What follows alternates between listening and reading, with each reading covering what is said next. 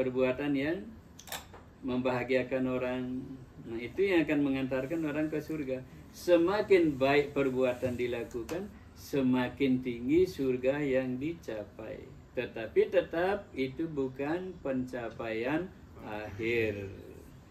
Habis nanti ATM, isi ATM-nya ya, balik lagi kerja lagi. Bumi inilah tempat kerja, makanya bumi ini namanya karma bumi. Tempat kita berkarma, tempat kita ngumpulin uang lagi, kerja lagi, isi ATM kita. Semoga ya mudah dipahami ya dengan contoh ini. Jadi hati-hati kita nyakiti orang. Makanya penegasan saya hampir setiap kita bertemu ya, saya selalu tegaskan. Kalau kita sebagai manusia punya dua kaki, makanya kita bisa tegak jalan kan, bisa lari, bisa loncat, karena dua kaki kita punya. Gitu juga hidup manusia kita, supaya hidup manusia kita jangan menjadi binatang berbadan manusia. Kuatkan dua kaki kita. Kaki kita yang kiri adalah jangan menyakiti yang lain. Itu kaki kiri. Kaki yang kanan, lakukanlah kebaikan untuk yang lain.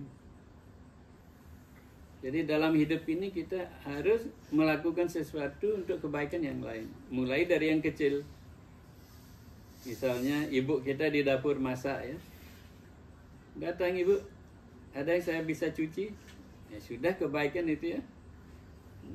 Sehari-hari kita jangan ada yang kosong perbuatan baik. Hari-hari itu ya, misalnya kita menyenangkan ibu kita dengan berkata-kata baik, tidak menentang ibu, tidak membantah ibu, tidak berkelahi dengan ibu. Ibu kita senang kan? Nah, itu perbuatan baik itu. Itu juga suami istri, begitu juga kakak adik atau dengan tetangga. Kita selalu berusaha melakukan sesuatu yang baik. Nah, kalau tidak bisa melakukan atau tidak ada kesempatan melakukan sesuatu yang baik, paling tidak jangan menyakiti yang lain. Jadi kaki kiri itu adalah jangan menyakiti yang lain. Kaki kanannya lakukan kebaikan pada yang lain. Maka hidup manusia kita akan tegak. Maka Tuhan pasti punya hak untuk menjaga kita. Kalau kita menyakiti orang lain, Tuhan tidak ada hak melindungi kita, menjaga kita. Nah, untuk memberi nasi tiap hari itu ya, bisa beli pakaian, bisa beli rumah, itu kecil, itu karunia kecil. Tapi untuk dijaga lebih jauh, dikaruniai lebih jauh oleh Tuhan, kita harus memenuhi persyaratan ini. Jangan menyakiti yang lain. Menyakiti tidak hanya dengan perbuatan fisik badan. Yang lebih berbahaya justru berkata-kata tidak baik, memfitnah.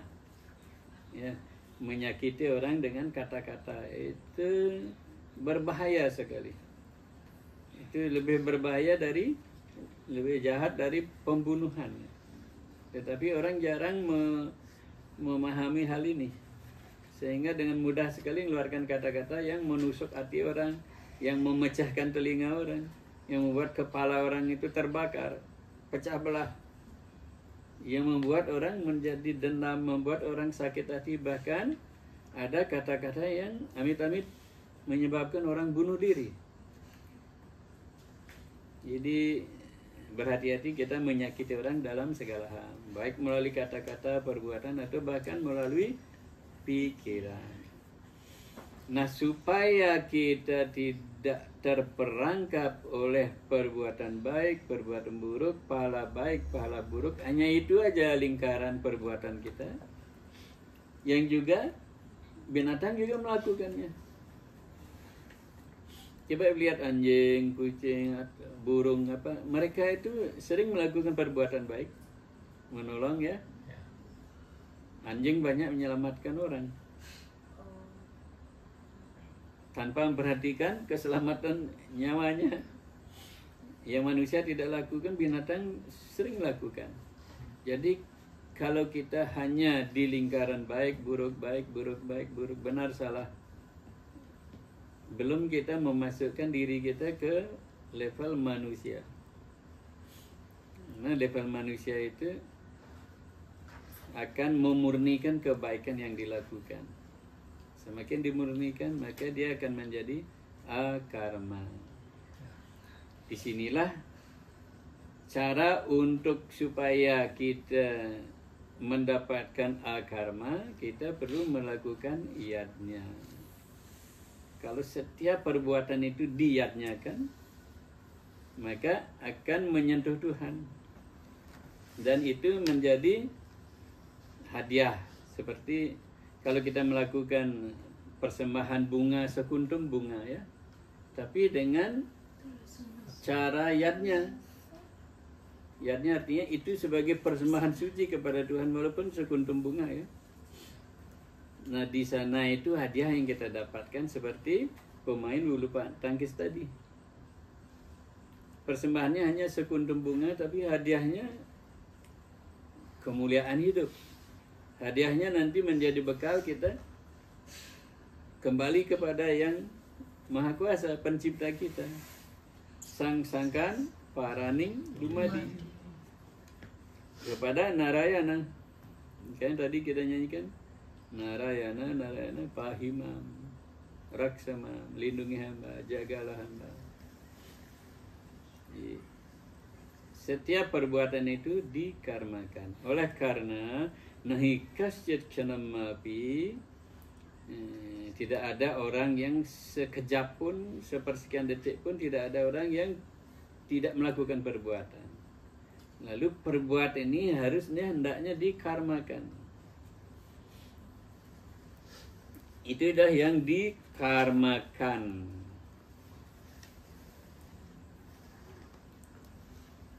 Bagaimana caranya? Yajñarthat karmana. Karma kita itu di sloka 9 ya. Karma itu, perbuatan itu hendaknya kita yadnyakan. Apapun yang dilakukan, lakukan sebagai persembahan kepada yang Tuhan, persembahan suci kepada yang Maha Esa. Yajñarthat karmana. Karmana artinya perbuatan-perbuatan itu yajñarthat. Hendaknya tujuannya untuk beryadnya. Beryadnya kepada siapa? Persembahan suci itu kepada siapa? Kepada sang yang yadnya. Jadi di sini ada kata yadnya itu dua artinya. Yadnya sebagai persembahan suci, tetapi juga sebagai nama Tuhan yang Maha Esa. Sang yang yadnya. Karena yadnya itu diperuntukkan kepada Tuhan yang Maha Esa, maka Tuhan namanya juga yadnya. Sang yang yadnya. Yajñarthat karmana.